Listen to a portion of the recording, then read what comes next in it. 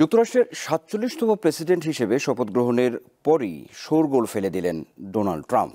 রীতি অনুসারে শপথ গ্রহণের পরে জাতির উদ্দেশ্যে অভিষেক বক্তব্য রাখেন নতুন প্রেসিডেন্ট। বলেন তার ক্ষমতা গ্রহণের মাধ্যমে যুক্তরাষ্ট্রের স্বর্ণযুগের সূচনা হলো। এ সময় বেশ কিছু ঘোষণা দেন ট্রাম্প, যার মধ্যে মেক্সিকো সীমান্তে জরুরি অবস্থা জারি, পানামা খাল ফেরত নেওয়া ও বিদেশি পণ্যের আমদানিতে শুল্ক বৃদ্ধি রয়েছে। যে কোনো মূল্যে বাইডেনের সরকারের দুর্নীতি ও অবিচার সহ প্রতিটি অনিয়মের পরিবর্তন আনা হবে বলে অঙ্গীকার করেন ট্রাম্প।